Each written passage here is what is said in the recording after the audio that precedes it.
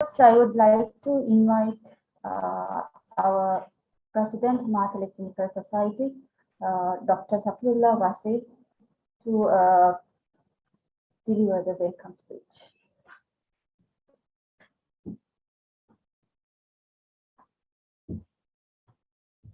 Thank you, Sandra, and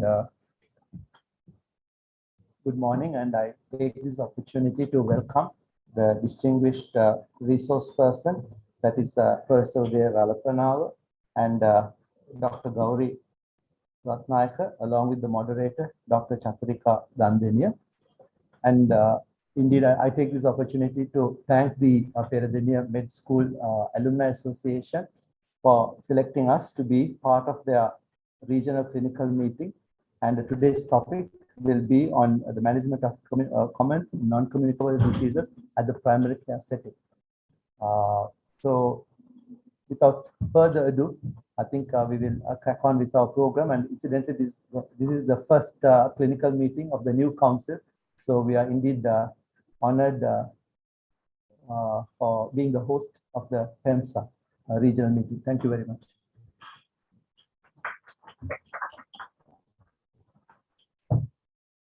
Now I'd like to invite respected Vice President PeMSAA, Prof. Dandeniya, to bring out a few words here.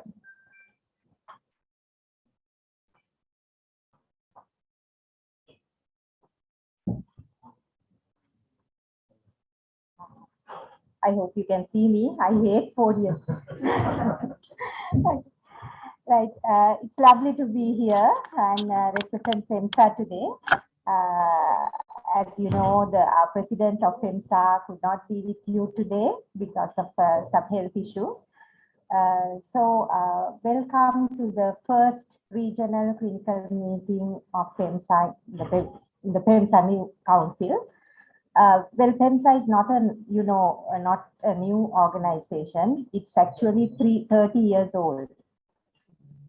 It was formed in 1992, and at the time of its inception, it was the first of the first such organization in this country.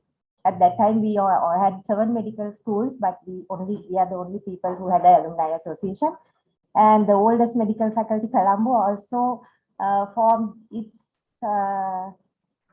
alumni association quite recently. And so PeMSAA is actually a very strong organization. We've come a long way, and the faculty is 60 years old, and so PeMSAA is 30 years old. And so our main objectives of PeMSAA is to actually improve the fellowship between our alumni and also improve associations between the medical school and the alumni. We like to follow the success of our alumni and give highlight their achievements and also promote continuing medical education. Apart from that, we at PeMSAA we do a lot of things for the present medical students to improve the quality of their learning and also to improve their life in general at Dandeniya, attending to their financial needs and various other social needs and such. Then we also have the highlight of PeMSAA, that is, we have an international congress every 2 years. So having said that, we also have international branches now. We have PeMSAA UK, PeMSAA Australasia, PeMSAA North America, and PeMSAA Bhutan, the most recent one, because we've been getting Bhutan students for the last 15 years. So that's, I think, enough about PeMSAA. That's my advertisement. So I see a lot of Dandeniya graduates here. So if you're not already members, please, we welcome you all to become members. Please go to, it's very easy to get the membership now. You just go to PeMSAA.org.lk and there's an icon which says join as member. And that's all you need to do. Just fill up the form and the bank details are given. So please join us. There are a lot of fellowships, a lot of activities going on. And in this way, we can also help the present medical students achieve their optimum. Thank you very much for having us here. I thank the Matale Clinical Society and the president, both the present and the past. And today, to moderate the proceedings, we have again one of our very brilliant alumni, Dr. Chathurika, Dandeniya, consultant rheumatologist. I don't think I need to give the details, but she was the island #1 in her year, and she managed to get all these 13 distinctions and a first class when she passed out. So we are very proud of you and all the alumni that the medical school has produced. So over to you, Chathurika. Thank you.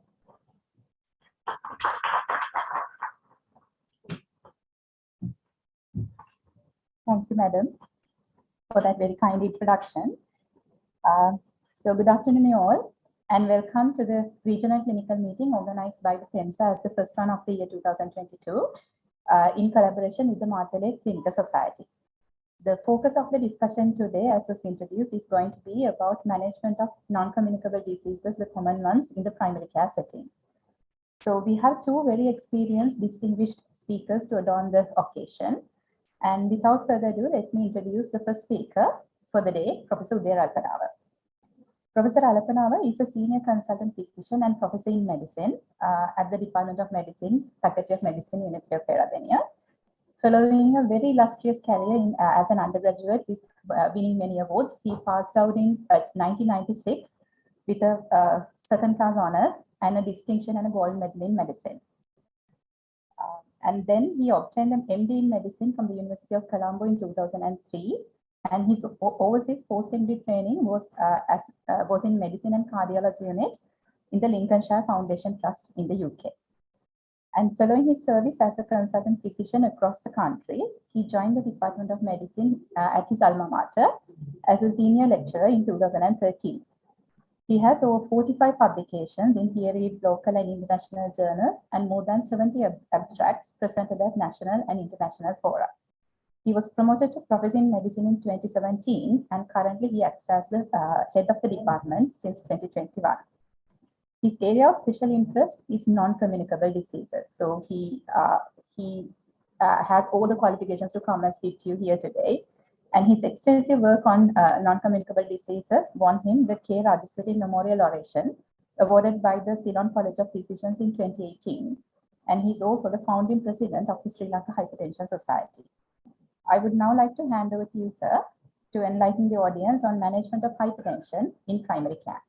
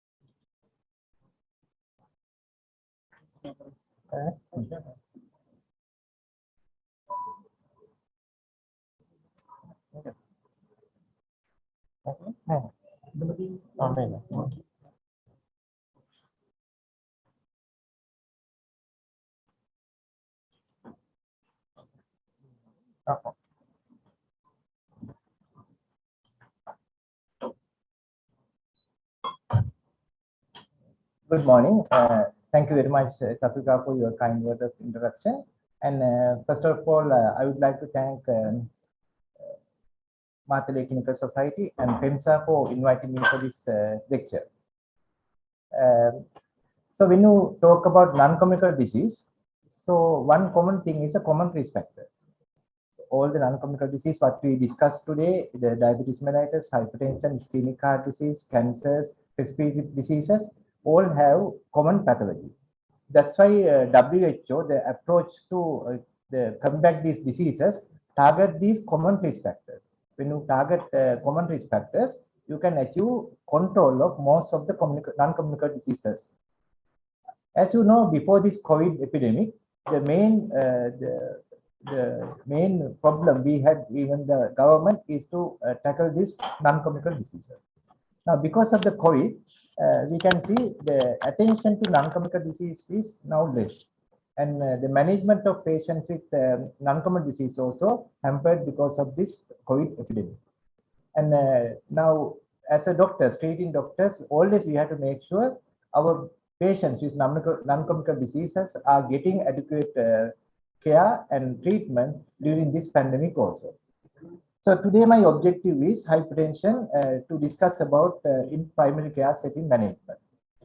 So my lecture basically, I will talk about the introduction to hypertension, how they present to primary care settings, and how to measure blood pressure and the other parameters, how to manage the patient, how to update about the recent evidence of hypertension management. So basically, if you discuss hypertension, rather than disease, it is a risk factor. Why it is a risk factor? It is the risk factor for the development of ischemic heart disease, stroke, chronic renal failure, peripheral vascular disease.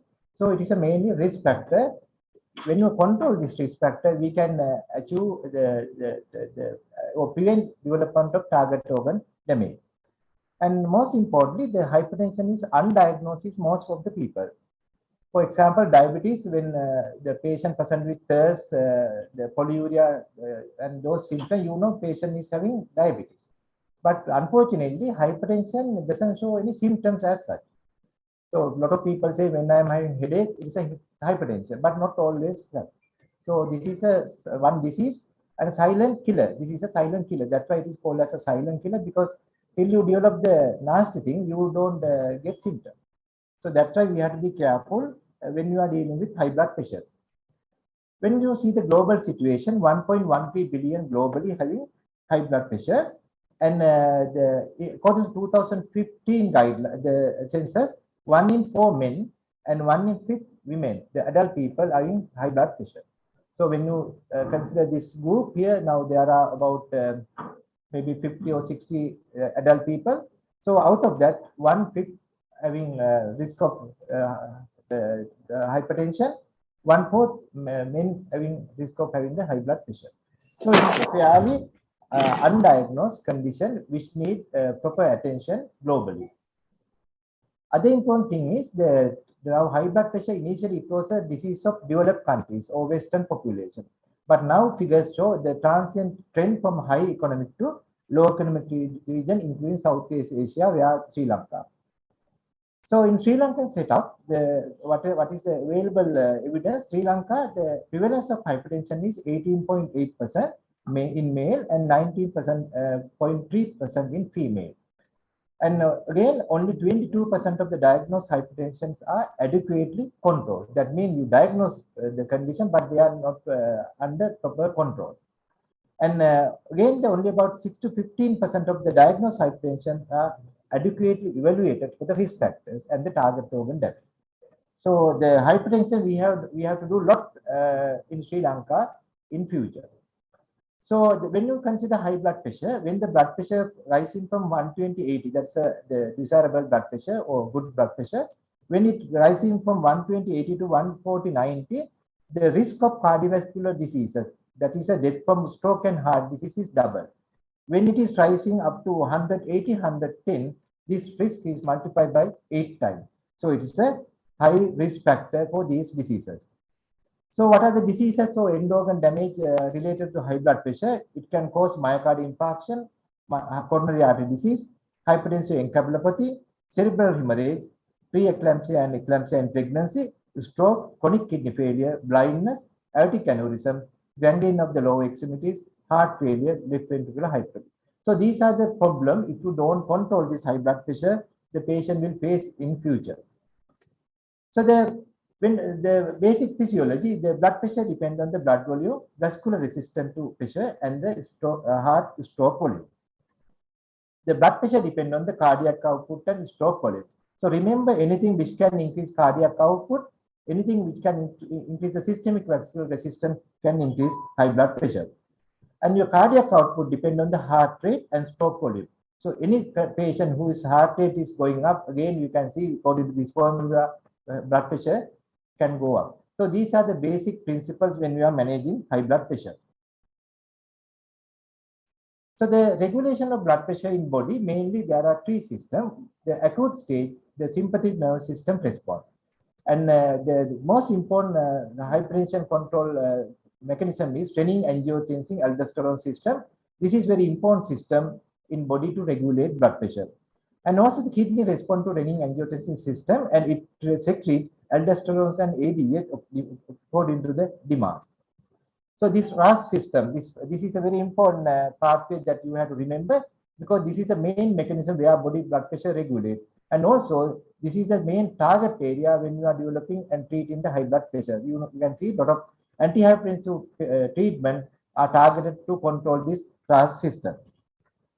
So that when you consider the etiology of the high blood pressure, about 90% of the people, it is idiopathic. So you don't see the cause. About 10% of the people, you can find the secondary cause. What are the secondary causes? Common secondary causes are renal parenchymal disease, renovascular disease, primary aldosteronism, obstructive sleep apnea, drug or alcohol induced. The uncommon causes are pheochromocytoma, Cushing syndrome, hypothyroidism, aortic coarctation, primary hyperparathyroidism, congenital adrenal hyperplasia, mineralocortical excess syndrome other than primary hyperaldosteronism, and the acromegaly. So remember, when you are dealing with a patient with high blood pressure, so especially young person below 40, we call as a young hypertensive, coming to you, always look for these possible secondary causes, but not always. So commonly in those categories also, young hypertensive also, the common cause is idiopathic, but some of them may have these secondary causes. So in the pediatric group, especially the patient with hypertension, so you investigate for possible these secondary causes to identify secondary causes hypertension. So there are risk factors to develop hypertension. So among that, the physical inactivity, stresses. So a lot of people having stress these days. So that's the main risk factor for hypertension. And low potassium, magnesium, calcium intake, and excessive alcohol intake, overweight, and excess salt consumption, which is seen in most of the Southeast Asian countries, is the high risk factor for develop high blood pressure. So how do they present to primary care physician in our country or anywhere in the world? Usually they are asymptomatic. They come to you and you come in for maybe aches and pain. You do blood pressure reading and you will detect high blood pressure. And again, there are routine clinics where you do the screening program. Sometimes the health camp. You do those things. There you will detect high blood pressure people. Occasionally they can come in with headache and visual disturbance, but always not associated with high blood pressure. Remember, hypertension is most of them asymptomatic disease. And the problematic thing is, usually they come to hospital with a stroke and you detect the blood pressure very high, or they are come to hospital with a heart attack. So that means they have developed the end organ damage and they present to primary care. So that is too late. So no point of treating high blood pressure after you developing Bell's paralysis. So you have to identify these people early to treat and prevent the development of target organ or end organ damage. So it is very important thing is to measure your blood pressure accurately. According to the recent guideline, ISS 2020, this is the recommendation. So when you are, which we don't do at all during our day-to-day clinic setting. So ideally, this is the recommendation. It has to be quiet room, comfortable temperature, and no smoking, no coffee, no any exercise before 30 minutes before the measuring the blood pressure. And you have to empty your bladder, because sometimes when your bladder is so full, your blood pressure can go up, right? And then you have to relax for about 3 to 5 minutes and take about 3 measurements of blood pressure reading. So ideally, you have to take 3 measurements, so 1 minute apart. So you take 3 measurements, and the second and third reading you average and take that as a blood pressure reading. So in our setup, do we do this? So we are not doing. So we just check the blood pressure and make diagnosis of either hypertension or normal tension, right? And then during that time, you should sit properly, straight back, and your feet should flat on the ground, and your hand should rest on the table, and your upper arm should be the unrest, so it is uncovered, and then you put the appropriate cuff onto your upper arm and take the blood pressure reading. So nowadays they recommend this automatic blood pressure apparatus, which is validated, and also you can still use the sphygmomanometer, right? So remember, this is the ideal way, or this is a standard way of checking the blood pressure.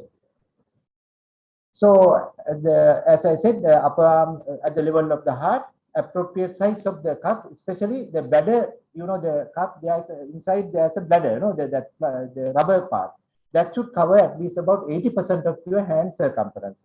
And usually you have to keep the midline of the cup or the arterial pulsation. That's something somewhere here. And then you have to apply the cup about 2 centimeters above the this antecubital fossa. Then you have to keep your stethoscope when you are using the manual one, the stethoscope, and then you do the reading, which is a correct sound. First one you take as a systolic blood pressure. The diastolic blood pressure is a phase 5. That's a sound where you're disappearing. So you take the blood pressure. So that is with manual. When it is automated, there is no problem. You don't need to do the auscultation. It is easy, right? The problem is that you have to take the validated one. There are recommendations from the ISX regarding the validated BP apparatus. All the automated BP blood pressure are not accepted.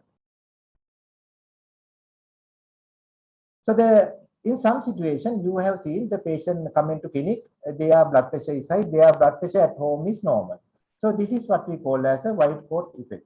So if the office blood pressure or the doctor's room blood pressure is about 20 by 10 higher than the home value, then you suspect whether the patient is having white coat hypertension.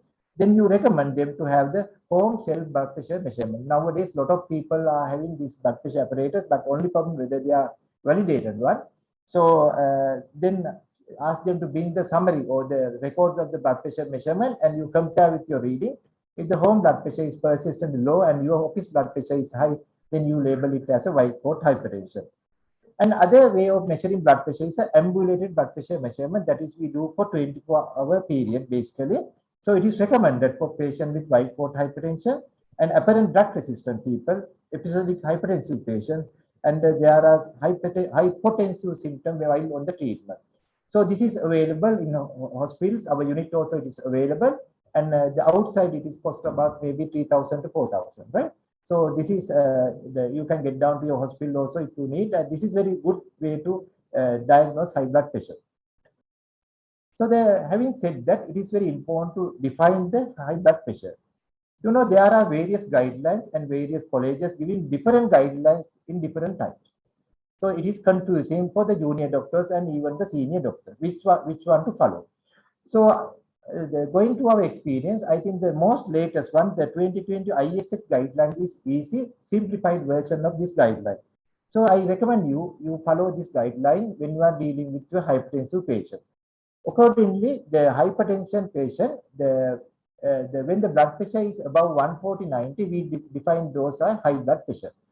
When the blood pressure is less than 130 and less than 85 diastole, that is a normal blood pressure according to IS. But when you compare with the ACC guideline, so these figures are different. They expect 120/80 to say normal. But when you follow the ISX guideline, so your normal blood pressure is when the blood pressure is less than 130/85. And high normal blood pressure is when the blood pressure is between 130 to 139 and or 85 to 89. So that is high normal. Above that, we call as a hypertension. That is 140/90. Above that is a high blood pressure. When the blood pressure is above that, then again there are two categories. That is a hypertension grade 1 and hypertension grade 2. Hypertension grade 1 is when the systolic blood pressure 140 to 159 and or diastolic blood pressure 90 to 99. Grade 2 hypertension is when the blood pressure is more than 160/100. So this is very important slide. You better remember this when you are treating your high blood pressure patient. So these are some nomenclatures when you are dealing with high blood pressure. As I said, when the office blood pressure is normal, home blood pressure normal, we call that person as a normotensive person, not a patient, person. When the office or the clinic blood pressure is high blood pressure reading, home blood pressure or high blood pressure reading, then that patient is having sustained high blood pressure. And when the clinic blood pressure is normal, home blood pressure is high, we call it as mass hypertension. So sometimes patient recording will be higher than your reading, so that is mass hypertension. When the office blood pressure high, but home blood pressure monitoring is normal, then we call as a white coat hypertension. So when you diagnose a high blood pressure patient, your next step is a treatment. So treatment overview includes the goal of therapy, that is you have to achieve the target blood pressure control, then the lifestyle modification for all the patients with high blood pressure, then start the appropriate pharmacological treatment for the needy patient, not for all the diagnosed high blood pressure patients. And there are some algorithms that you may remember, and then how to do follow-up and monitoring. Usually we do at the clinic level, and we see a lot of people coming every month to clinic for this hypertension treatment. I think that is not necessary. At least if we can follow up them at least once in 3 months or 6 months, that is more than enough. So only problem we find difficult to issue the drugs. That's why most of the time people are coming every month or two to clinic.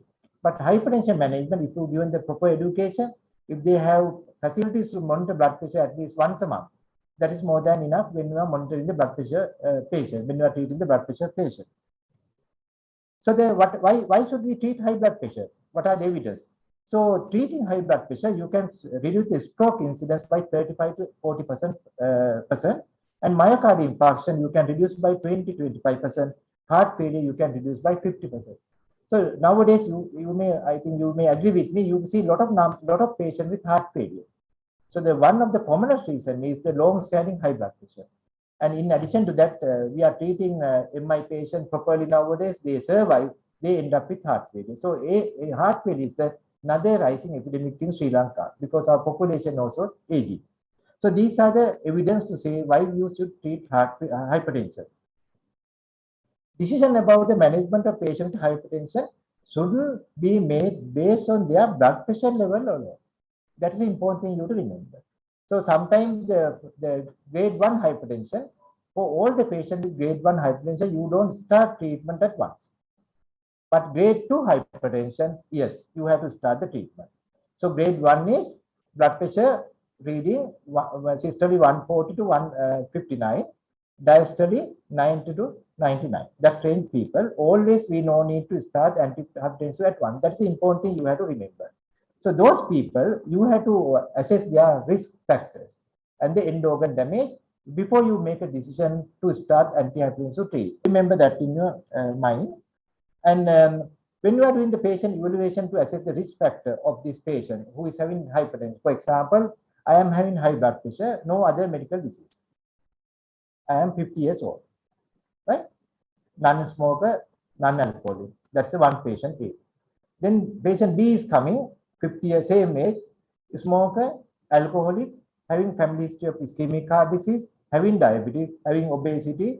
Then to whom are we going to start the treatment? That's a decision you have to take, right? So we'll discuss that a little later. That's why we have to evaluate the patient properly.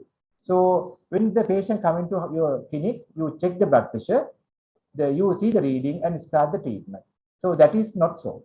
Always you have to evaluate this patient for their lifestyle and identifiable cardiovascular risk factors. Then they are try to find identifiable causes of hypertension. I mentioned the secondary causes of hypertension. All the patients you try to see, especially if they are young people. And also, again, you try to identify hypertension-mediated organ damage. That's a new term we use to target organ damage. That's a new term is hypertension-mediated organ damage. So all these patients, you assess these three before you considering antihypertensive treatment.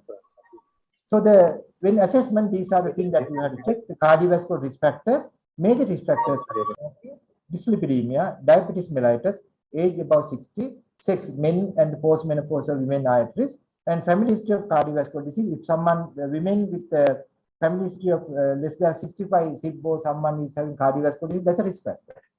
So like that, you assess the patient cardiovascular disease risk factor.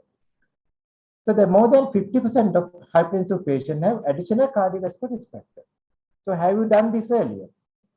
Most of the time we take the reading and start the treatment. So always try to assess the cardiovascular risk factor. So an evaluation of additional risk factors should be part of the diagnostic workup in hypertensive patients, particularly in the presence of family history of cardiovascular disease. So here after you try to evaluate the cardiovascular risk factor. What are the cardiovascular risk factors? These are the things: smoking, dyslipidemia, diabetes, age of the patient, sex of the patient, and the family history of cardiovascular diseases. So these are the secondary causes of hypertension that you have to check. I have shown in a different slide earlier. Those are the sleep apnea. Check whether the patient is snoring, daytime sleepiness. Those are the features of sleep apnea. And drug-induced or related causes. Some drugs can induce high blood pressure, especially non-steroid anti-inflammatory drugs, steroids, and chronic kidney disease, primary aldosteronism, renovascular disease, chronic steroid therapy like Cushing's, pheochromocytoma. Like that, you look any secondary causes in this person. So you have a checklist now: initial risk factors, then the secondary causes of hypertension. Then you check the hypertension mediated organ damage. Hypertension mediated organ damage. These are the hypertension mediated organ damage, mainly heart, with the left ventricular hypertrophy, angina and MI, and heart failure, stroke, nephropathy, peripheral artery disease, retinopathy. Those are the 5 targets we are considering in hypertension as a target organ damage.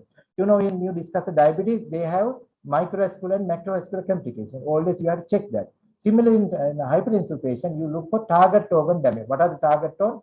Brain, then your heart, kidney, eyes, and your peripheral arteries. So those are the target organs you have to check in hypertensive patient when you are evaluating. So why it is important to identify hypertension mediated organ damage? Because when you identify those people, for example, we say your blood pressure is grade 1 hypertension, right? Without any target organ damage. Then your treatment decision will be different if you have target organ damage. So I will discuss that later. That is why it is important to identify target organ damage. Then it will make a decision of your treatment. It will help your treatment decision. Other thing is there are conditions called compelling indication of antihypertensive treatment. That means in some situation, for example, your hypertensive patient coming to you, will say smoker, hypertension, you decide to start the treatment. Generally, we start with the RAS drugs or calcium channel blockers. If your patient is a hypertension, ischemic heart disease, having angina or something, then you have to consider beta blockers also as a prescribed treatment. Otherwise, guideline doesn't say beta blockers as a prescribed of treatment. So that's why it is important to identify the target organ damage. It will decide the choice of drug also. So those are the important things to identify target organ damage. This is very important chart. So it shows, sorry, that top part is missing. No? Even I can't see here. This is a calculation of cardiovascular risk, right? Calculation. Can't you remove this bar? උඩ තියෙන එක යට ගන්න පුළුවන් නේ.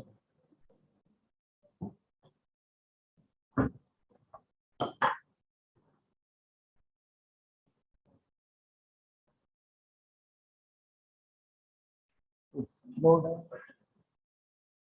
That's okay. Yes. That's okay. That's okay. Right. Okay. Then sorry about that. Then this is very important chart. This is better to understand this chart. Then you will understand. Some occasion we start treatment. Some occasion we don't start treatment. Depend on what evidence. So this is important chart. So here you can see the grade 1 hypertension, grade 2 hypertension there. Can you see those bars? And before that, that's a high normal. So this is according to ISH 2020 classification, right? Then here, this side, your what side? This side, left side. Other risk factors, then comma hypertension mediated organ damage or diseases, right? So under that you can see no other risk factors, 1 or 2 risk factors, more than 3 risk factors. Then hypertension mediated organ damage, grade 3, CKD grade 3, diabetes, and cardiovascular disease. So just keep eye on this side. Now, then the inside you can see the different colors: low, moderate, and high. So it is easy if you take grade 2 hypertension without no risk factors. That's the first line. The guidelines say if your blood pressure is more than 160 by 100, start treatment. So it is high, start treatment. Then if they have one or two risk factor, no need to again think twice. You have to start the treatment. So the grade 2 hypertension, even without risk factors, you start the treatment. Those are high risk patients. Then problem comes when there are low risk and moderate risk. Are we starting treatment for all the low risk? Can you remember? See, the grade 1 hypertension, first line, no other risk factor, the risk is low, right? When there are one or two risk factors, risk is moderate. When there are more than 3 risk factors, so endocrinologist risk is high. So can you see the different categories of risk in those patients with the same blood pressure? So the last two, the high risk factor, we start the treatment. Moderate and low risk factor in grade 1 hypertension, we don't start treatment at once, right? You understand? So that's why this is important. So you have to identify the hypertensive patient. At the same time, you risk assess the patient for decide on the treatment of the hypertension. So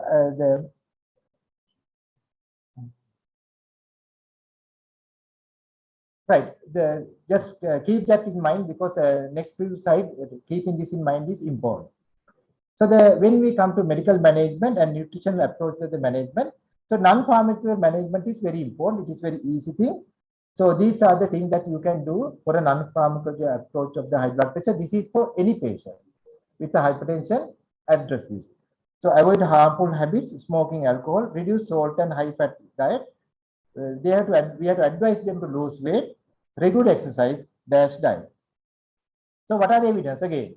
So you can see the physical activity. We can do aerobic, dynamic resistance, and isometric resistance.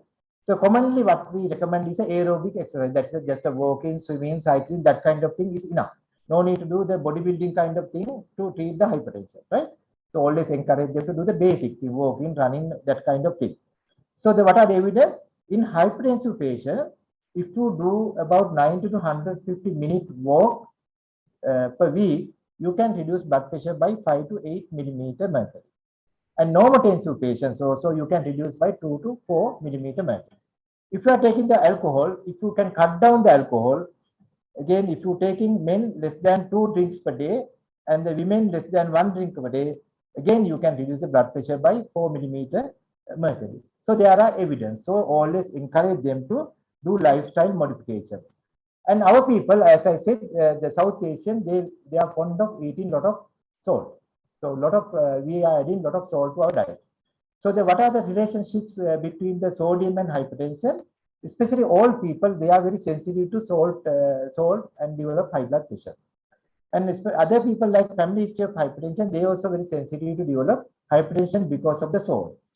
And those with higher blood pressure at baseline also at higher risk of developing high blood pressure because of salt. And they have found 30 to 50% of hypertensive and 15 to 25% of non-hypertensive are salt sensitive. So there are evidence. That's why you have to cut down salt.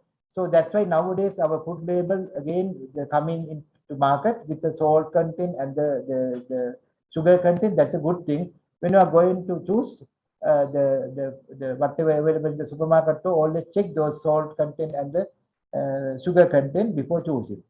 So this side, sorry, it is not very clear, but I just highlight the points. According to ISH 2020, these are the lifestyle recommendations: salt reduction. I am reading this the column: salt reduction, healthy diet, healthy drinks, moderation of alcohol consumption, weight reduction, smoking cessation, regular physical activity, reduce stress and induce mindfulness. So the meditation and those come into our, the field is very important because we are under stress. And then the complementary alternative or traditional medicine also. And then think about the regular exposure to reduce the exposure to pollution and cold temperature. They have shown the exposure to polluted environment also increase the risk of hypertension. So that's why the healthy environment is good to reduce the high blood pressure. So having said that, I will come to latest guideline 2020, the pharmacological treatment of hypertension, which is very useful for you. So accordingly, less than 50% of adults with hypertension receive blood pressure lowering medication. So we have diagnosed, but about half of them only receiving the antihypertensive treatment. And other important thing, though we start the antihypertensive treatment, they are not following our instructions. About 10 to 80% of the people in different countries, they don't follow the instruction. They don't drink the tablet. They don't take the tablets, right? So those are the problem with treatment. So how can we increase the adherence of antihypertensive treatment? So there are various causes which can contribute this non-adherence. Some are related to our healthcare system. So those are the things that we have to address. Then the pharmacotherapy itself, some drugs cause side effects like the ankle edema, so then they stop then and there. So we have to educate them. And then the disease itself, sometimes people don't like when you are taking dizziness, right? They don't like. Because sometimes polypharmacy, they have to take a lot of drugs with other illness. Then they don't like to take a lot of tablets. And then patient factors, sometimes patients, they are very stubborn. They don't like to take tablets. And the socio-economic status, sometimes the drugs not available in the hospital, we have to ask by outside. So they don't have money. So there are so many problems when you are managing these non-communicable diseases like hypertension, diabetes, about the continuation of the treatment. So there are guidelines given by the International Society of Hypertension to improve this medical adherence. So there are one recommendation is reduce polypharmacy. Try to give the drugs simple as the 1 or 2 drugs maximum. But we know when the patient is getting old, they have a lot of diseases, they have polypharmacy obviously. So solution is go for a single pill combination. But our setup, we have only 1 or 2 drugs which is combined pill. All other come as a single pill drug. So those are the new, the evolving field in hypertension and other diabetic and management. Now we know the TB. Those days, one drawback was the polypharmacy. But they have made a one single pill. Now the most of the patients, they are taking one single pill or 1 or 2 pills for the TB management. So then the dosing regime also try to give once a day rather than twice. So our common practice, we give losartan 50 BD. But losartan is a once a day tablet. Even Ayurveda sometimes 50 BD. But try to give it as 50 daily, once a day drug.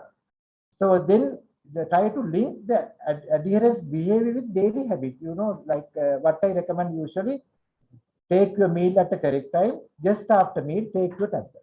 Always I say. Even the diabetic, I don't know whether you agree with me. So sometimes some drug we ask take before meal, with meal, after meal. Just imagine if you are going to take that.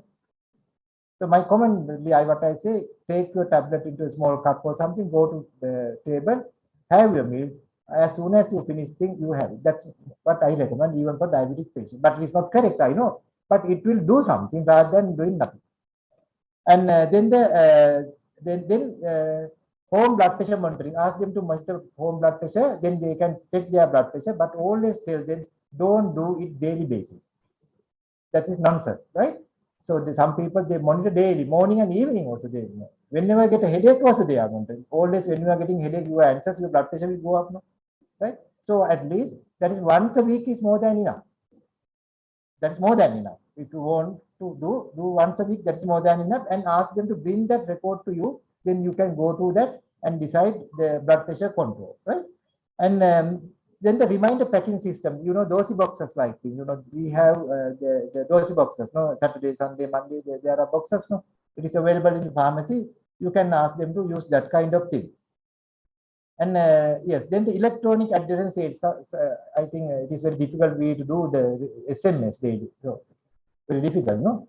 So their children can do that. We will say the father is at home, the children are away. So what you can do, give a ring and amma viva, you know, like that, you know, you can remind.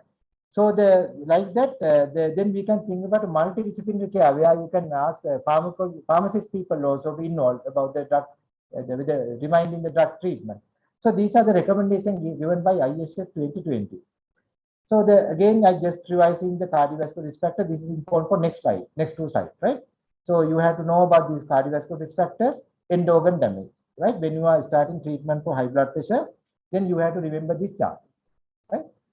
So then this is the guideline, the flow chart given by the ISH, very important flow chart. Sorry, I think you can't see. So the first step is you make a diagnosis of high blood pressure. So we know how to make a diagnosis, 3 reading, take the last 2 reading, average it and decide high blood pressure. What are the grade of high blood pressure? Grade 1, grade 2, right? So these you can see grade 1, grade 2. Grade 2 easy. No anything to remember. Grade 2 is blood pressure 160 by more than 160 by 100. So they recommend straight away start the anti-hypertensive treatment according to 2020 guidelines. Then the problem comes when it is a grade 1 hypertension. What is grade 1 hypertension? The blood pressure is between 140, 149, diastole 90 by 99. So those patients, again, will go to this slide. So I am referring the middle column. You can see according to risk assessment, low, moderate, high risk. If it is a high risk, that's the first grade. Blood pressure is within the grade 1 region. They have those endocrine damage, cardiovascular risk factor. Those people start drug straight away. So they are grade 1 hypertension with high risk. So you start the treatment. When they come to you, no problem, you start the treatment. Then problem comes low risk, the yellow color, low risk, and moderate. Moderate is the orange color, those categories. So low risk and moderate category, then depending on your availability of medication, countries where they don't have medication. So our country, we are having medication, so we don't have any problem about drug supply, right? So then they recommend according to availability of medication. If there are no problem of availability of medication,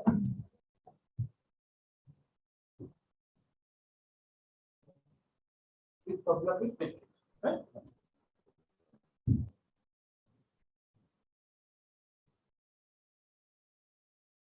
Yes. So the grade 1 hypertension, then having risk factors, grade 1 hypertension with risk factor, it is a high risk to start the treatment. Then this is for low risk, moderate risk people, right? If that limitation, there are no problem with medication, the availability of medication, you go this pathway. And then what you can do, those people, that's a grade 1 hypertension, we have enough drug in the country or whatever the country, then what you have to do, advice regarding lifestyle modification for 3 to 6 months. You don't start drug at once because they are low to moderate risk. Okay. After 6 months time, you are evaluating the patient blood pressure measurement. If the blood pressure is high with the lifestyle measurement, you start the treatment. Right? So that's the difference you have to remember. And here, the limited drugs countries. When you say, I don't know what other countries are limited drugs, you say the country X, they have problem with medication. They don't have enough medication in that country. Their blood pressure, patient blood pressure is grade 1 without any target organ damage. So those are the low risk patients, right? But the blood pressure is grade 1 level. Those patients, again, what we can do, wait for 3 to 6 months, lifestyle modification. If not controlling, at least consider to start treatment for people above 50 to 80 with anti-hypertensive treatment. Can you understand that? Right. So leisurely you try to go, this is available in the web also. If you go to the ISH guideline, this is available. So I copy from that, right? That's a general scheme. So then they recommend optimal and essential control of blood pressure. Those are the targets they want.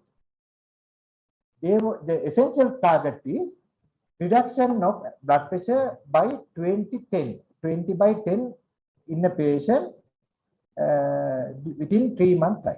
So no need to do aggressive treatment for the chronic hypertensive people. So you do it gradually. And optimal guideline, optimal target is if the patient age is less than 65, blood pressure target should be less than 138.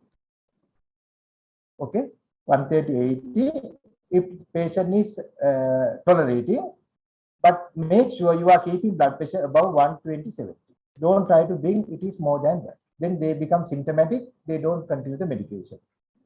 If the age is more than 65, blood pressure target is less than 140/90.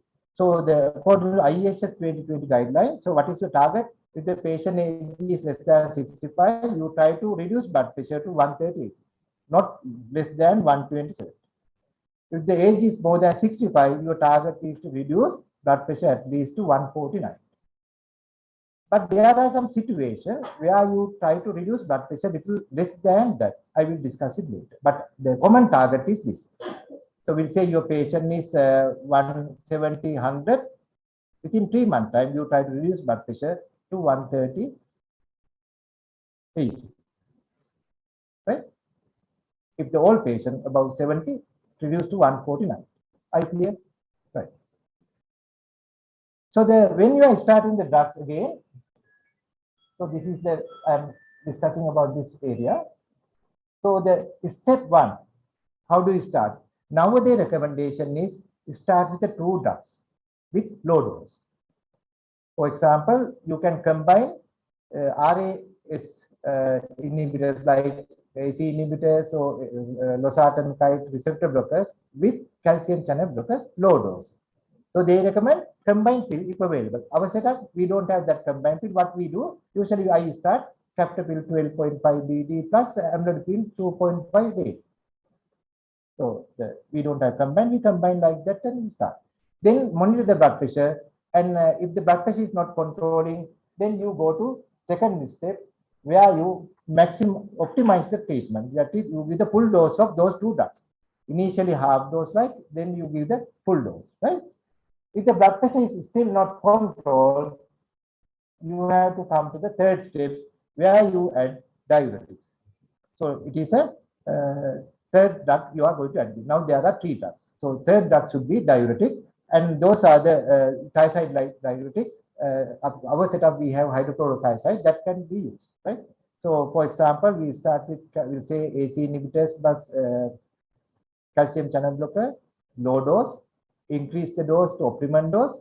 If not controlling, at the third drug, that's it, is diuretics. Now with these 3 drugs, optimum tolerable maximum dose, if the blood pressure is not controlling, then we call it as a resistant hypertension.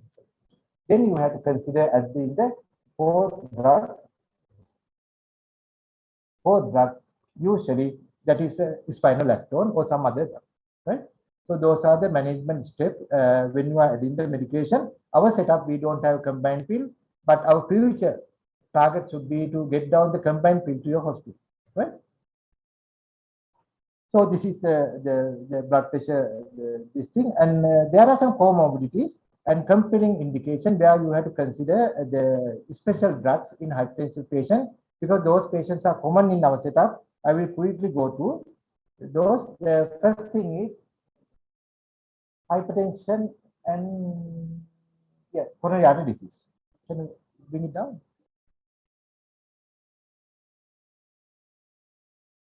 Yeah, hypertension and coronary artery disease is a very common problem.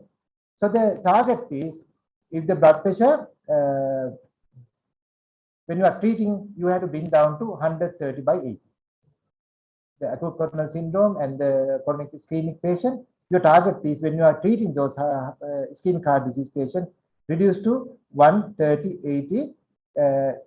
Elderly people 140/80. Those are the target.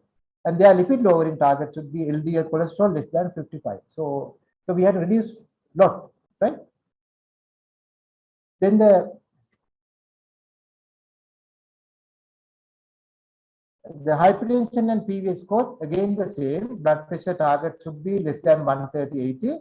And what are the drugs? RAS blockers, those are the captor pill, losartan-like drugs, and calcium channel blockers, diuretic as a prescribed treatment. And they are also you should reduce the LDL cholesterol to less than 70. So those are the targets. And the heart failure patient, as I said, it's a emerging epidemic, and the lifestyle changes are recommended. And the treating hypertension has a major impact on reducing risk factor. The blood pressure target, again, the target is 130/80. Most of these diseases, our target is 130/80. And so there are new drugs available. Angiotensin receptor neprilysin inhibitor, ARNI, that is Chathurika at the Valsartan. This is available, not in our country, but this is available, right? That is indicated in heart failure management. Near future, we will get this drug also in Sri Lanka. And the CKD, again, another common problem with high blood pressure. And it is hypertension is a major risk factor for the CKD. lower EGFR is associated with resistant hypertension, mass hypertension, elevated nighttime blood pressure levels. So remember that the low GFR patient high risk of developing resistant hypertension, mass hypertension, and elevated night blood pressure. And how do we treat? The first line treatment again the RAS inhibitors, first line, because they reduce the albuminuria. So you have to monitor the EGFR, microalbuminuria, and the blood electrolyte. If the renal function deteriorating, then you have to think about reducing the dose of RAS drugs or stopping the drug. But the first line is still the RAS inhibitors. And the chronic obstructive pulmonary disease, again, like other diseases, target is 130 by 80. And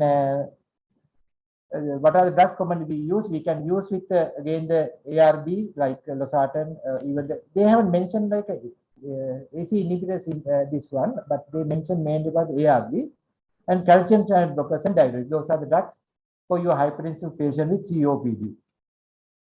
Diabetes common risk factor, again the target organ, target blood pressure is less than 130/80, and mainly started RAS inhibitors and calcium or even thiazide you can use in diabetic patient with hypertension. And they are target LDL cholesterol. In primary prevention, if it is more than 70, you have to treat. And if the diabetic with the organ damage, untreated diabetic, you can reduce around less than 100. And inflammatory rheumatoid arthritis disease, Chathurika also here. So inflammatory disease like rheumatoid arthritis, they have shown inflammatory rheumatoid diseases shows increasing cardiovascular risk, only partially related to cardiovascular risk factor. And the rheumatoid dominant disease among these inflammatory arthropathies. And when presence of inflammatory arthropathy, it increases the cardiovascular risk by 1, right? So it is a risk factor for cardiovascular disease. And usually you can use RAS inhibitors, calcium channel blockers when you are treating the rheumatoid arthritis associated high blood pressure patient. HIV, again, it is a risk of the cardiovascular disease. Hypertensive patient with HIV, you treat like a normal patient in the community. So this again summarize the drug therapy, you start the combined pill. So at the diuretics and resistant hypertension, you add the spironolactone like drugs. And those days we start one drug, usually titrate maximum dose and then add the second drug. So now what they recommend is start with the low dose 2 drugs combination, right? And then those days we start one drug and then add the second drug before achieving the maximum dose of initial drug. But nowadays they recommend both drugs start low dose and increase the dose. So the new guideline recommendation is go with combined pills. If not available in countries like us, we can use the single pill in combination. So what are the common type of antihypertensive? I think you know those things, so I will skip that slide. So what are the new drugs coming to market? So these are the new drugs. Direct renin inhibitor, that is that available with aliskiren, and ARB acylstatin. You can see the different to pronounce also. The crimidipine, this is available nowadays in our market also, right? So this is a very good drug for the hypertension and diabetic patient with albuminuria. So these drugs are available in market. So this is not available as for my knowledge, but this is available definitely, right? So the resistant hypertension, I mentioned resistant hypertension is you are using 3 drugs. One drug is antihypertensive diuretic, maximum or tolerable doses. Patient blood pressure is not controlling. We call this as a secondary resistant hypertension. So when you are suspecting resistant hypertension, there is a thing called pseudo resistance. Sometimes the patients are not taking drugs. We are prescribing, but they are not taking the full dose. So those things first you have to check and exclude, and check their adherence to medication, and look for the secondary causes of hypertension. Then you add aldosterone receptor antagonist, spironolactone, and epinol. This is also available recently in our market. This was not in our market. That now this is epinol is available in market. So one good effect of this drug is spironolactone. You know that we can get a painful gynecomastia in the male patient. If patient develops painful gynecomastia, you use this epinol drug. So it is available in our market. So like that, you can add some other drugs depending on the blood precision and the control. So the causes of persistent hypertension we discussed. So two questions I would like to discuss. This is a case A, Mr. A, 55 years accountant. So everything there's a meaning. 55 years, that is a male accountant for sedentary lifestyle, non-smoker, right? And the family history, no premature atherosclerosis disease or anything, no regular medication. Recent visit is routine follow-up. They come to us for routine checkup. Blood pressure was 170 by 110, right arm. So you concluded blood pressure is 170 by 110 after 3 measurements. So are you going to start treatment? How are you going to start treatment? So what is the category of the blood pressure reading this person? Grade 2 high blood pressure. What is the recommendation? Start treatment. So the advices are the lifestyle modification, start the treatment, right? So question 2, 45 younger patient than that sales executive, smoker, respecter, family history of premature death, tried dieting, is obese, right? His BMI is 29. Persistent average home blood pressure is 150 95. So average blood pressure at home. So is it grade 1 or 2? Grade 1, no? Not 2. Right. So the blood sugar high, cholesterol high, and should we start the treatment? So this falls stage grade 1 hypertension, high risk. So he is having enough risk factors, high risk. So what you have to do is start the treatment for this patient. Right. As I said initially, so hypertension is a silent killer. So ladies and gentlemen, that is, we have to do a lot to manage the high blood pressure in our patient.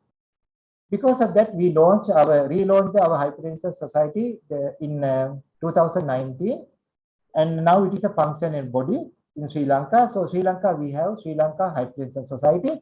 So we welcome you to join that hypertension society. As a junior doctors, consultant, you have a lot of role in this society. And so my take-home message: hypertension is a major cause of morbidity and mortality and need to be treated. It is an extremely common condition. However, it is still underdiagnosed and undertreated. Hypertension is easy to diagnose and easy to treat. No need lot of investigation, no need CT, no need echocardiogram. It is very simple to measure blood pressure properly and diagnose. Right? Aim of the management is to save the target program from deleterious effect. Lifestyle modification should always be encouraged in all hypertensive patients. Thank you very much.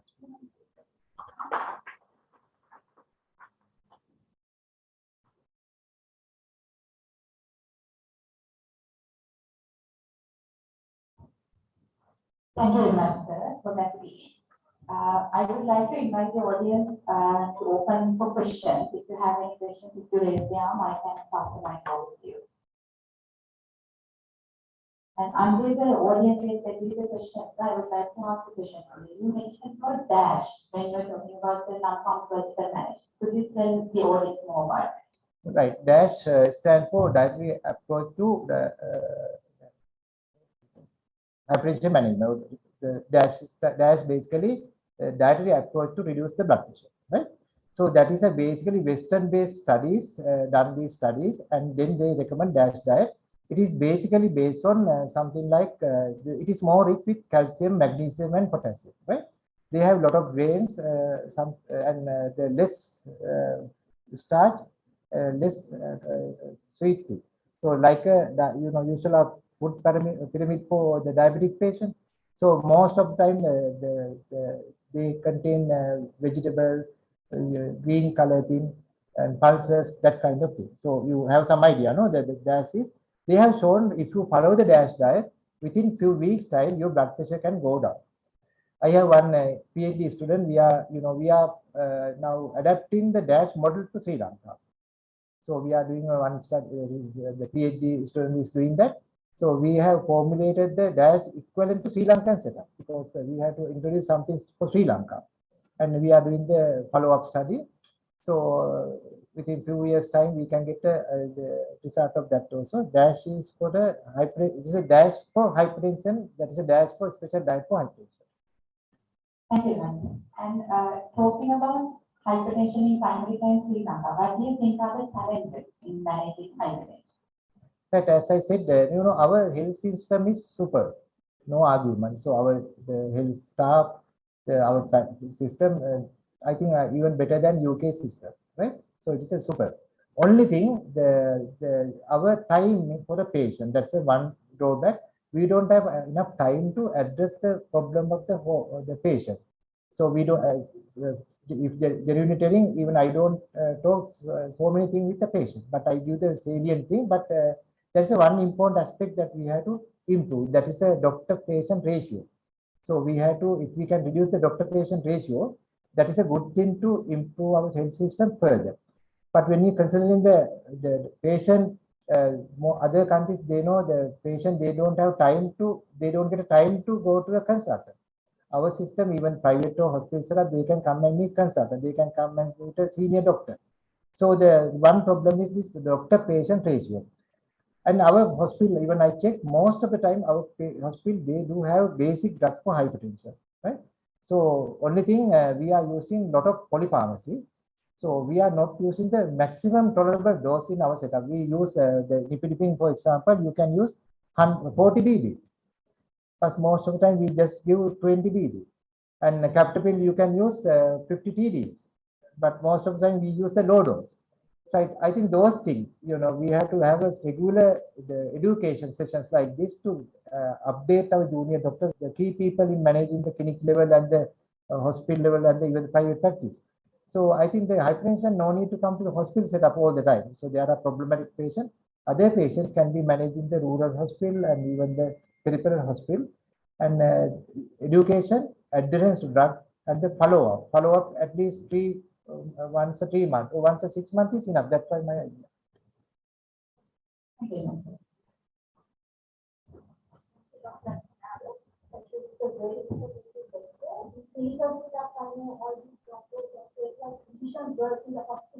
For the importance of hypertension, we do see many patients with endorphin. Always we see and go to doctor is a silent situation. And I think you have elaborated nicely all the steps. So when you get a low patient, you are going to do a test service and ask to monitor the blood pressure, listen to the blood type, and record the things. Because you do get training on the patient.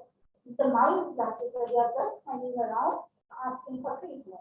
And in practice, it's very difficult to convince the patient not to have a handshake because they just expect it. So take your time and explain all the information here because ultimately the organization is system but treatment that's why these categories are treatment. We are treatment education. So thank you, Dr. Khan, and all this. You are helping in the physician session. So my question for you, you have not requested historic hypertension. They are in due health. So the education because of this arterial wall treatment, there are some special treatments and systemic growth. And you find it difficult to treat because you lost the bone and if there are some special goes down, patients will be. So what can you say about this increase the systemic practitioner in a country with high pediatric population? Yeah. Thank you very much, your opinion and question. This entity is called isolated systolic hypertension. So where the diastolic blood pressure is less than 80, but the systolic blood pressure go more than 140, right? This is a common situation and challenging to physicians also to starting the treatment because when you are adding a drug, your diastolic blood pressure will go down and patient becomes symptomatic. So what they commonly recommend is start the diuretics for this kind of patient. And even our experience, we have seen just adding diuretic doesn't control the blood pressure. So elderly people, no need to rush to reduce the blood pressure very low. If we can keep around 140, 90, the new recommendation, that is okay, right? So we try with diuretics. If not, sometime I add AC inhibitors, right? And it's an individual life, I agree, it's a difficult condition to treat, but that is mainly aging process with arterial stiffness, right? And again, monitor the end organ damage. If those are fine, I think just try to reduce the blood pressure with the diuretics. If not, small dose of tolerable dose of other first line treatment drugs. So genuinely, even we find difficult to control. Just to add another thing, yesterday we have a hypertensive clinic at Dandeniya, the dedicated hypertensive clinic. Yesterday, one patient came again, the young, around 45-old lady, referred from the OPD. The blood pressure reading was high. It was about 150/90 or something. So repeated reading again around the grade 1 hypertension. No other risk factors. Then I told better to reduce salt and do some exercises. Then we'll review, monitor blood pressure once a month. And if blood pressure is going up, we review. Anyway, you come up 2 months time. Then doctor drugs behave. She asked doctor behave. Then that's the other problem. So they when they come to hospital, they always think we are giving medication. So they are not happy. So that's why we have to educate them, very well when you are treating the hypertension. Otherwise, what will happen? She will go to another doctor. Doctor, that's what's going to happen. So those are the problems. So that's what happened, right? So those things can happen. So anyway, I have taken a lot of time. So anything to ask? Are there any other questions from the audience? We can allow one more question at a time.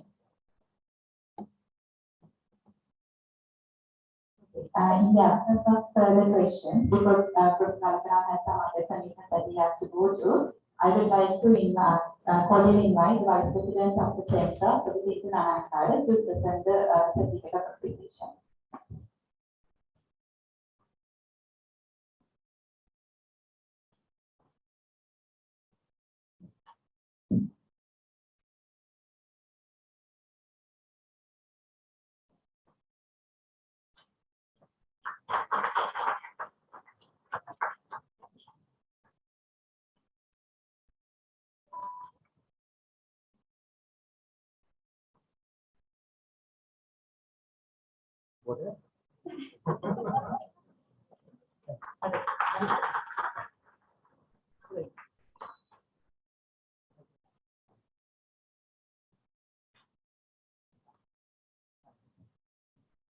Thank you, madam. After that much enlightening discussion about the new trends in hypertension management, I would now like to introduce the second speaker of the day, Dr. Gowri Ratnayaka, who is the consultant endocrinologist at DGH Matale. So most of you will not need any introduction to her.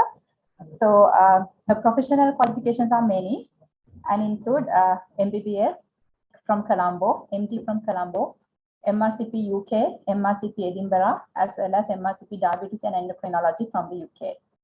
Following her local post-MD training, she obtained a clinical fellowship in endocrinology at St. Bartholomew's Hospital in London and a senior clinical fellowship in the neuroendocrine tumors and endocrinology oncology in the European Endocrine Tumor Centre of Excellence in the Royal Free Hospital, London, UK. She has authored several publications in local and international peer-reviewed journals, including the Nature Reviews in Endocrinology, which is a very eminent journal. She has also received several international and local research awards, including the Royal Society of Medicine Prize at the National Clinical Cases in Endocrinology in the UK in 2020, and the International Travel Fellowship Award for the Endocrine Research awarded by the International Society of Endocrinology, Switzerland in 2019.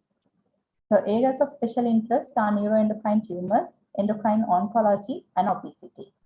Over to you, Gowri, to take the audience through the approaches to management of diabetes in primary care.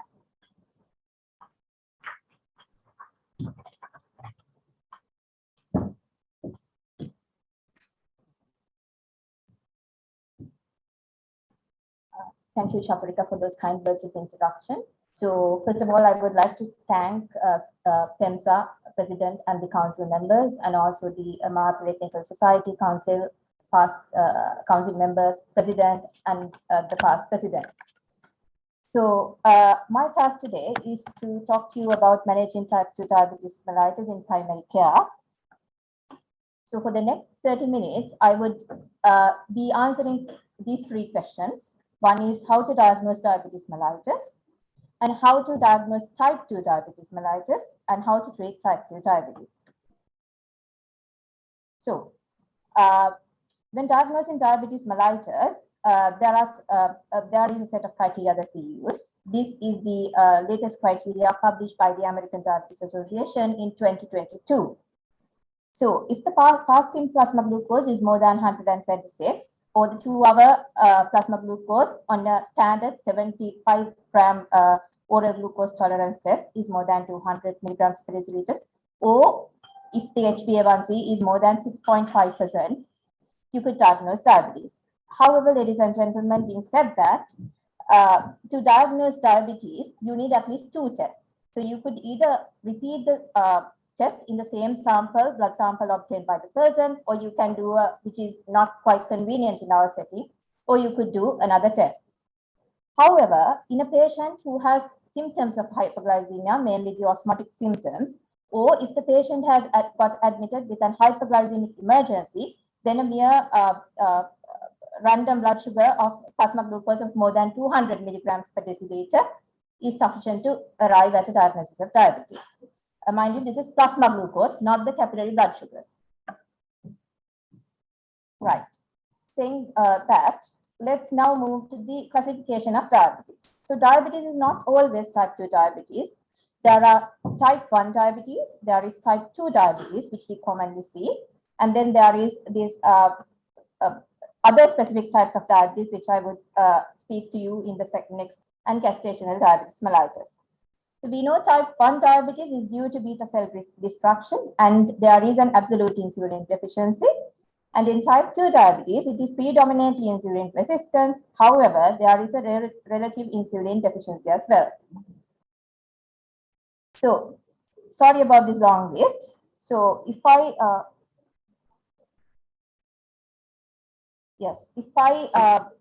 take you to this slide, I would like you to concentrate on genetic defects of beta cell function, which would lead to maturation onset of diabetes in young or MODY.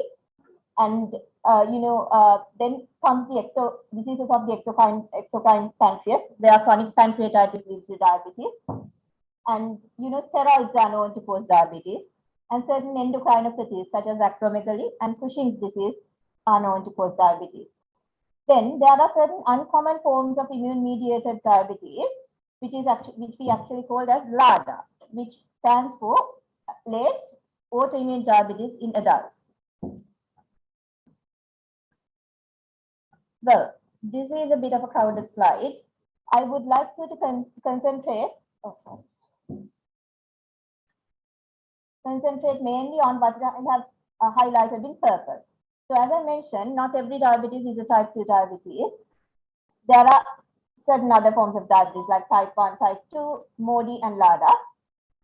So if you look at the age at the presentation, generally type 1 diabetes presents before puberty or childhood, generally, not always. We know about type 2 diabetes. Then this maturation onset diabetes in young generally presents at a younger age, less than 25 years of age. And they have a very positive family history because this is transmitted in an autosomal dominant manner with a high degree of penetrance. Then comes the LADA, which generally presents after 30 years of age. So, apart from type 2 diabetes, most of the other types of patients with other types of diabetes are not obese. Not always again, but most of the time. And in type 2 diabetes, you would be able to appreciate features of insulin resistance. Right. So the first line treatment, as I mentioned, differs depending on the type of diabetes. So that is why it is important to subtype diabetes. The pharmacological treatment differs depending on the type of the diabetes. The frequency of monitoring differs, and also the prognosis differs. Right. So when it comes to type 2 diabetes, it accounts for 90 to 95% of all diabetes cases, and essentially a clinical diagnosis. So the patient often has features of metabolic syndrome. They are overweight or obese. They have coexistent hypertension, dyslipidemia, and females may have polycystic ovarian syndrome. There can be a past history of gestational diabetes mellitus, and features of insulin resistance and a family history. And you should, it rarely causes decay, but in certain occasions it can cause diabetic ketoacidosis. Let's move to this interesting case that I saw in my clinic. This was Miss X, who was a 14-year-old girl who presented with oligomenorrhea. The fasting blood sugar was 256 and the HbA1c was 8.9%. The BMI was 36. The blood pressure was normal. I didn't have the lipid profile when she presented to the clinic. So you would be able to appreciate that this patient has an elevated fasting blood sugar and an HbA1c, which is adequate for me to diagnose diabetes. When I examined the patient, this was her. So you should be able to appreciate acanthosis nigricans, the body habitus. So I had no doubt that this is type 2 diabetes. However, if you have a doubt in diagnosing the type of diabetes, please refer to a specialist clinic. Right. Then we will move to the treatment of type 2 diabetes. So when it comes to treating diabetes, it is not only merely controlling the sugar. So one objective would be glycemic control. The second would be cardiovascular risk reduction. Third would be managing complications. When it comes to glycemic control, nowadays we set up our treatment goals according to several patient and disease factors. So in this illustration, the first 5 factors are actually non-modifiable factors. However, the last 2 factors are modifiable. So, what are these factors? So the non-modifiable factors are risk of having potential hypoglycemia and drug-related adverse effects, which you have to carefully evaluate, because in each patient, risk of having hypoglycemia is different. And then the disease duration, then comes the life expectancy, important comorbidities such as cardiovascular disease, chronic kidney disease, malignancies, and so on. And then established cardiovascular complications, whether the patient has ischemic heart disease, stroke, or peripheral vascular disease. So depending, and then the modifiable factors are patient preference and the resources and support systems available for the patient. So depending on these factors, I would decide at the outset whether my patient needs a more stringent control or a less stringent control. And for most patients, we recommend an HbA1c of 7%. Let's further explain this. This is Mr. White, a 20-year-old newly diagnosed type 2 diabetes without other comorbidities. He's highly motivated. He's a university student and he has excellent family support. So for this patient, my HbA1c target should be 6.5 or less than that. Especially in females in the childbearing age, it is always important that you achieve a good glycemic control, because we know maternal and fetal outcomes of pregnant women depend on the pre-pregnancy HbA1c or the glycemic control. On the other hand, I have this Mrs. X, who is an 85-year-old lady diagnosed with type 2 diabetes for 20 years, with a history of active breast cancer and CKD stage 4. Her instrumental activities of daily living are dependent. So would I try to achieve an HbA1c target of 7% to this patient? The answer is no. I will relax my glycemic targets, and my HbA1c target for this lady would be 8.5%, roughly around 8 to 8.5%. The objective of treating this lady is to avoid any hyperglycemic emergencies. And also, at any given cost, you should avoid hypoglycemia in this patient. I hope I made sense. Well, when it comes to glycemic control, medical nutrition therapy plays a key role. So we encourage our patients to have 3 main meals and 2 snacks in between, and also minimize added sugar and sweets. So we ask them to have this plate model, where we ask them to serve themselves green leaves, vegetables, and salads, fill in the half of the plate. And then one part of plate should contain high quality protein, meat, fish or egg. I generally recommend my patients to have at least one egg per day with the egg yolk. However, if they are having more than one egg, then they should not eat the egg yolk. So only one egg yolk per day, and depending on the availability, they can eat more than one egg. We generally ask them to avoid red meat if possible, and also to avoid especially the fatty portions of red meat. And when even cooking chicken, we ask them to take the skin off and cook it. And try to avoid deep fried food items.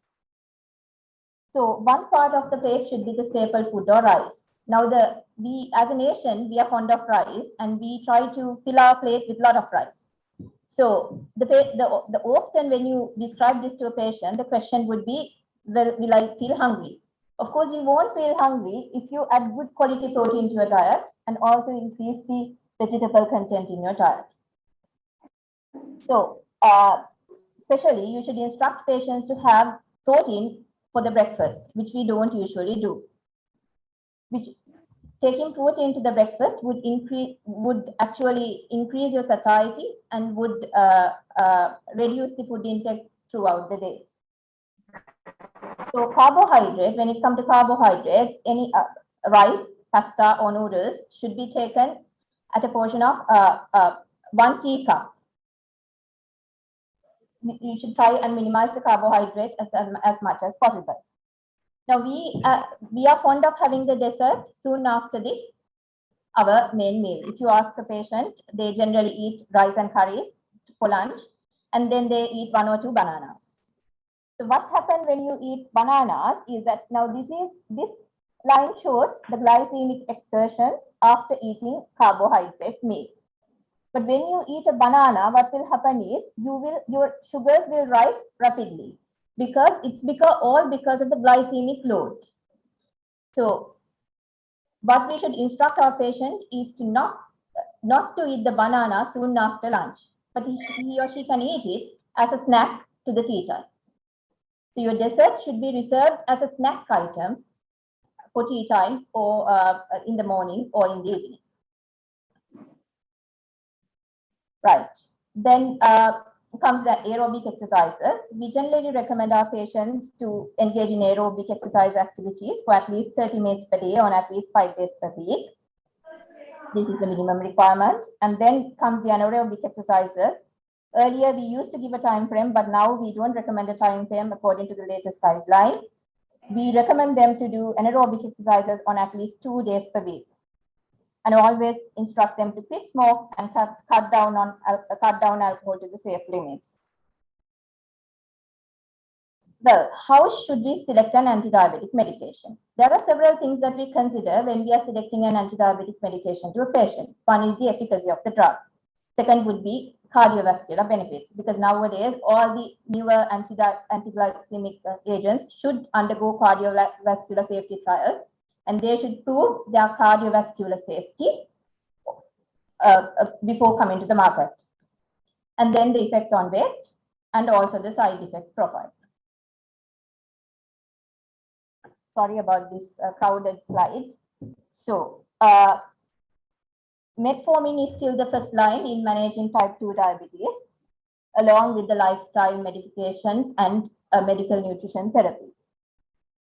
However, if the patients have any compelling indications like CKD or established atherosclerotic cardiovascular disease, after adding metformin, if you are unable to achieve your HbA1c target, or if the patient has very high sugar levels at the outset, the next in line are GLP-1 receptor agonists and SGLT2 inhibitors.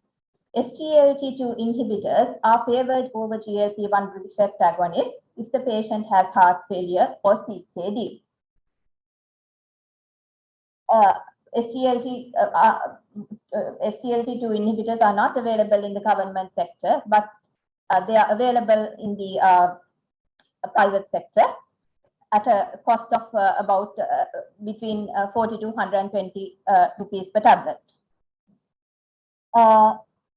Then, if the patient is having established atherosclerotic cardiovascular disease or progressive CKD, GLP-1 receptor agonist also has a place. However, being said that GLP-1 receptor agonists are extremely expensive and they are injectables, you need to take daily.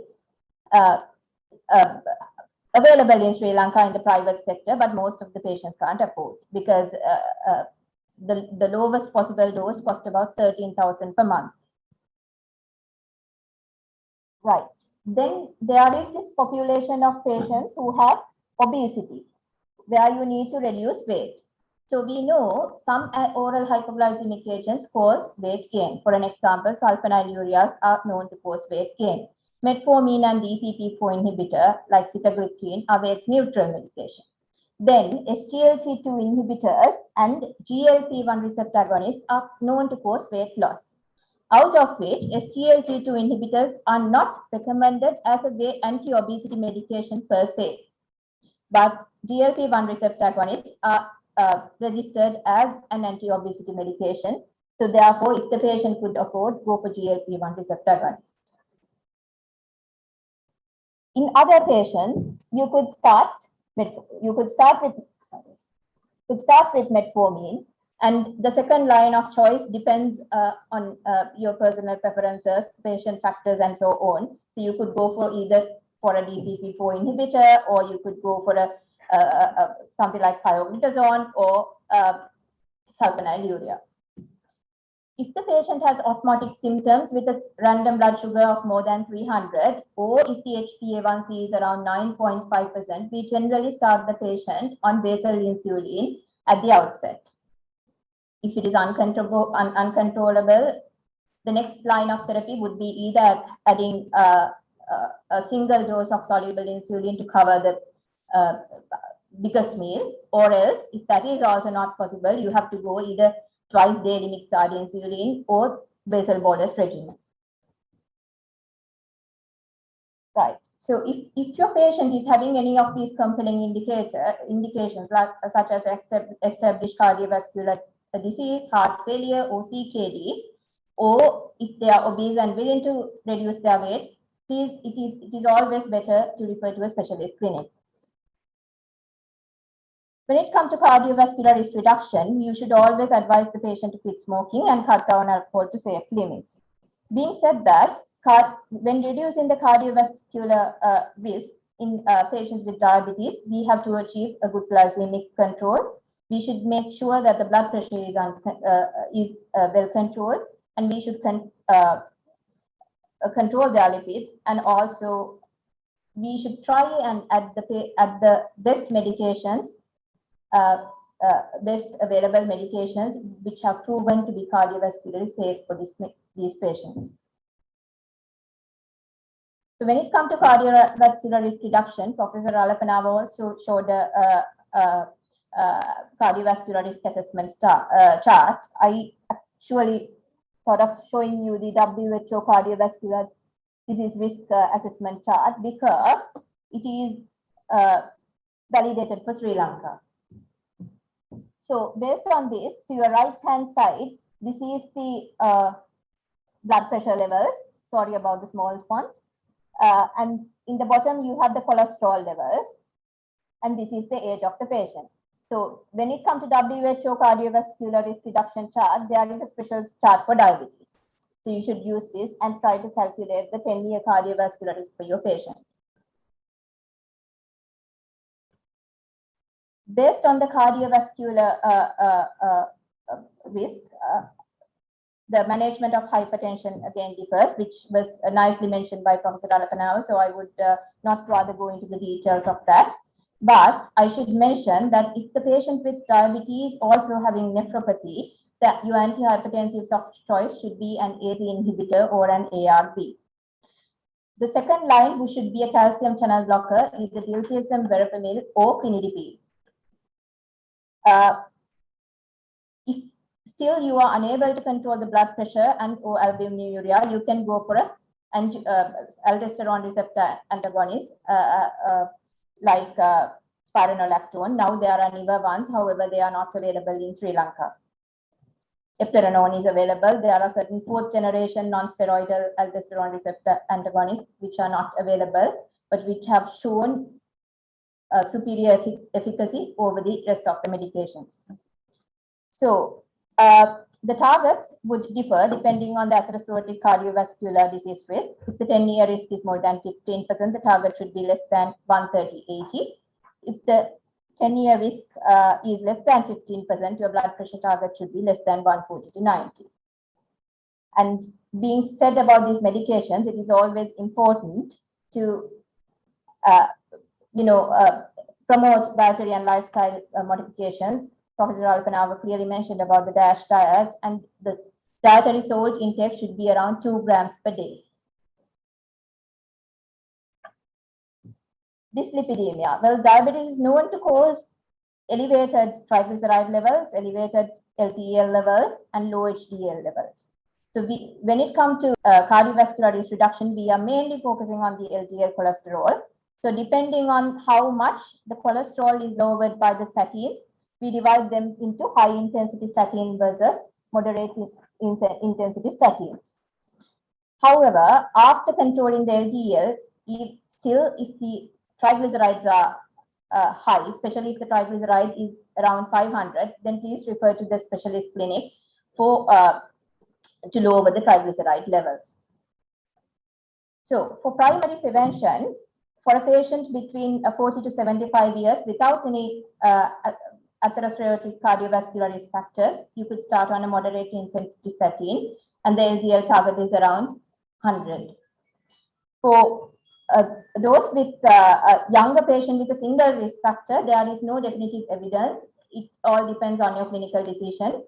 You could initiate on statin if you think that you should. Then between 50 to 70 years with multiple risk factors, again, start on high intensity statin. However, when it comes to secondary prevention, the patient should be always be on high intensity statins. Antiplatelet therapy. For the primary prevention, if the patient's age is more than 50 years with at least one major risk factor for atherosclerotic cardiovascular disease, who are not at increased risk of bleeding, consider starting an antiplatelet agent, preferably aspirin, between 75 to 150 milligrams per day. The complications of diabetes, I will not go into the details of the macrovascular complications, but we'll be mainly focusing on the microvascular complications due to time constraints. So diabetic retinopathy, when to screen. All type 2 diabetes patients should be referred to an ophthalmologist for a dilated and comprehensive eye exam at the diagnosis. If there is no retinopathy and good glycemic control, repeat every 1 to 2 years. And all childbearing patients, females with in the age of childbearing who are planning to get pregnant should have a retinopathy assessment before embarking on pregnancy. And optimization of glycemic control, blood, and the lipids are the key to retard the progression of retinopathy. Then comes the diabetic nephropathy. So when to screen, again at the diagnosis with a urine albumin creatinine ratio and an EGFR. If there is a presence of an active urinary sediment, rapidly increasing proteinuria, or rapidly decreasing EGFR, please refer the patient to a nephrologist, because it might really not be diabetic nephropathy that you are treating. And earlier we thought that it is essential for a patient with diabetes to have retinopathy to diagnose nephropathy. It is not so. For type 2 diabetes, patients can develop diabetic nephropathy without having retinopathy. The statement was true for type 1 diabetes. So this is the KDIGO classification of CKD, where they stratify the patients according to the degree of the albuminuria and also the EGFR.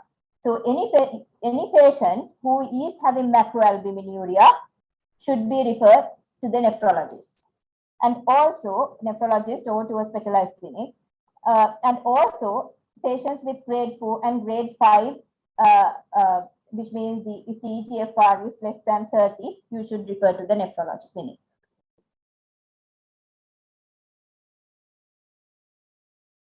So diabetic nephropathy, we have to optimize the glycemic control. It's very important that you treat the blood pressures to achieve the targets and the lipids. So if the eGFR is more than 20 ml and the urine albumin creatinine ratio is more than 300 milligrams per gram of creatinine, sorry about the spelling mistake, gram of creatinine, which means macroalbuminuria, start the patient on an SGLT2 inhibitor. Those who are not on dialysis should have the dietary protein restricted to 0.8 gram per kg per day, because over protein intake is known to worsen albuminuria and thus will increase the progression of diabetic kidney disease. I have already mentioned this. If the patient is having microalbuminuria, you should start the patient on ACE or ARB. Mind you, this is even in the absence of hypertension. If the patient is having microalbuminuria, consider starting on ACE or ARB. And the targets in a patient with CKD who have macroalbuminuria would be to achieve a reduction of urine albumin creatinine ratio by 30%. Then the popular dilemma of diabetic nephropathy and metformin. So we don't go by the isolated serum creatinine values when we take decisions on whether to cut down or to discontinue metformin. We rather go by the eGFR. So either if the eGFR is less than 30, withhold metformin. Consider reducing the dose of metformin or do not initiate metformin if the eGFR falls between 30 to 45. If the patient is receiving iodinated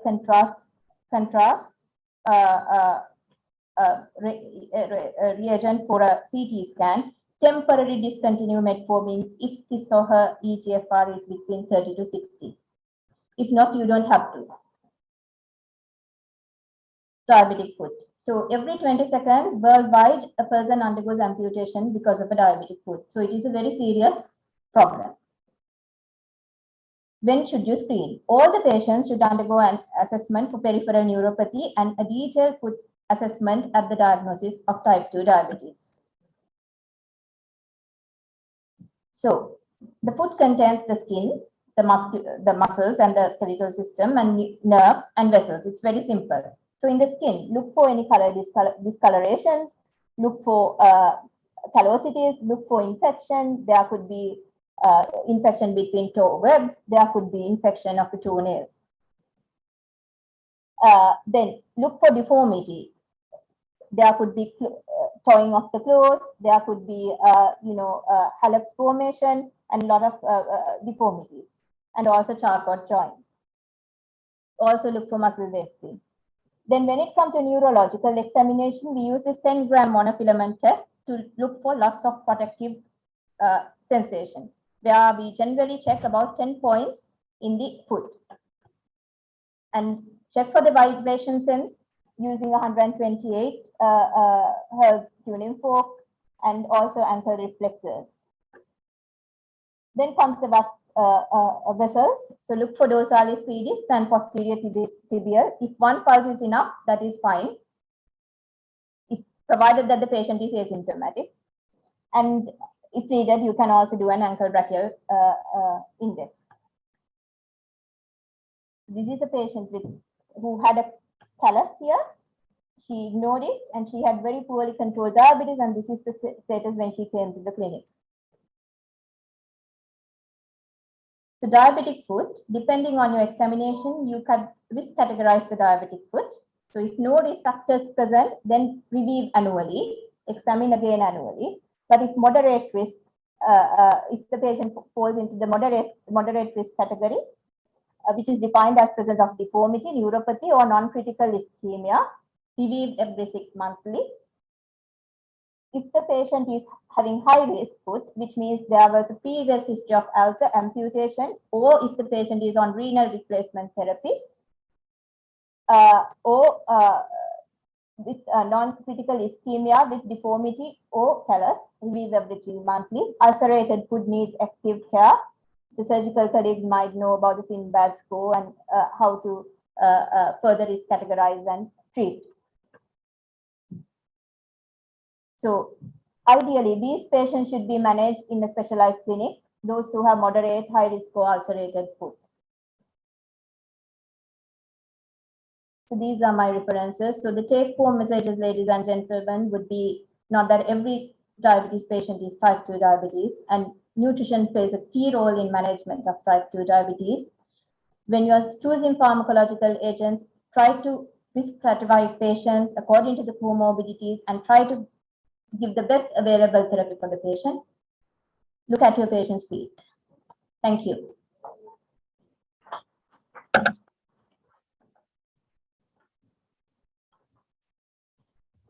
Thank you, Matale. Again, I would like to open the questions for the audience. If I have any questions, you can direct it to Dr. Gowri.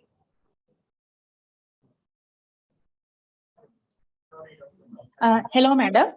Madam, when it comes to the diagnosis due to the patient in relation to the drugs, what are the things we have to tell them?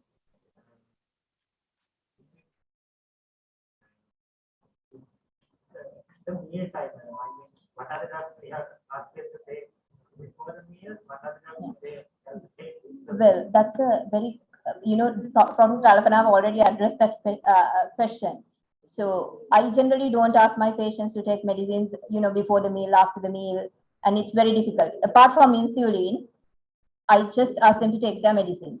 But insulin, if your insulin is having soluble insulin, you have to ask them strictly to take it at least. Insulin should be taken 30 minutes before the meal.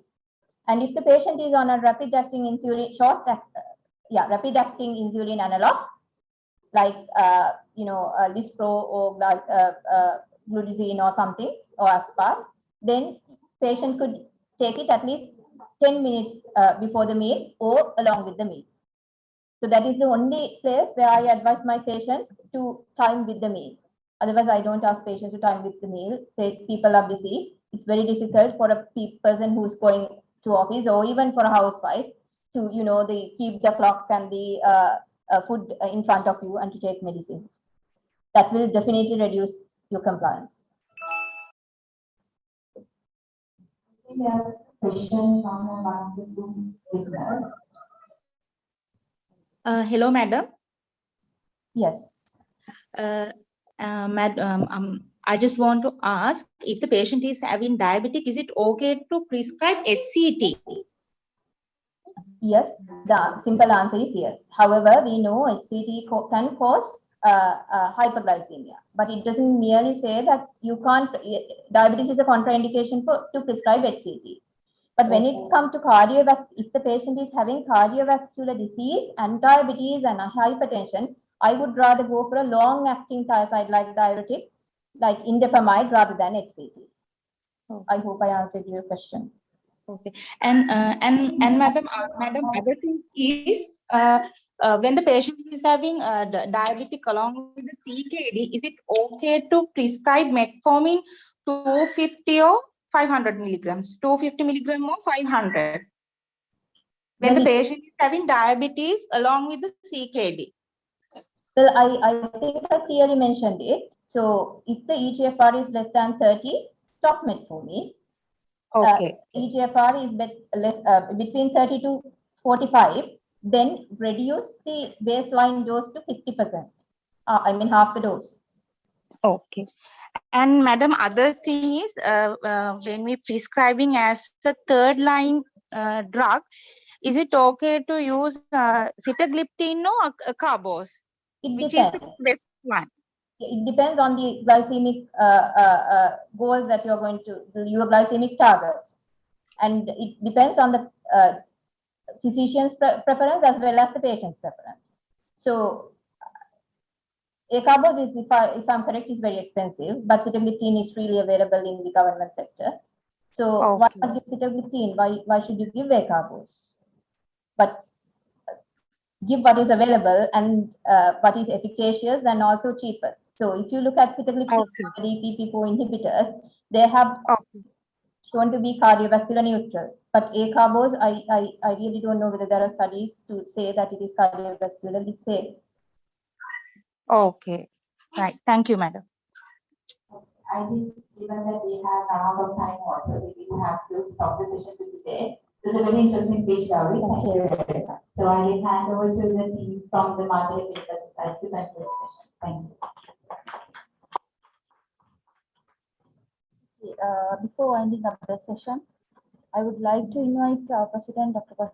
Sapula Vasi, to award token of appreciation for the second speaker.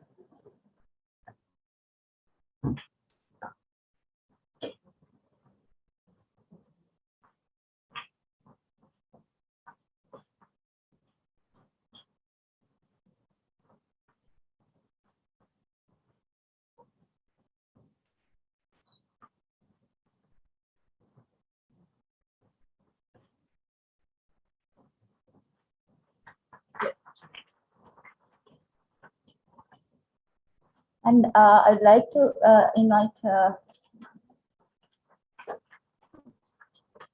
Chathurika Dandeniya, who's the moderator.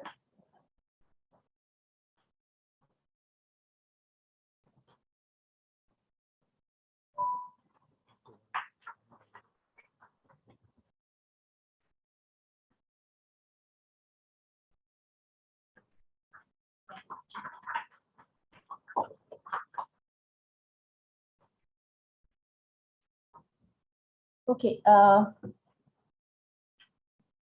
respected guests, council members, and all other members of our Matale Clinical Society, ladies and gentlemen. So we have reached a very successful session today. It's my privilege to have been asked to propose a vote of thanks on this special occasion. I, on behalf of Matale Clinical Society and team, extend a very hearty vote of thanks to PeMSAA, the President, Dr. Tushara Kudagammana, and Professor Ratnayaka, Vice President, here with us, representing President, for giving us this opportunity.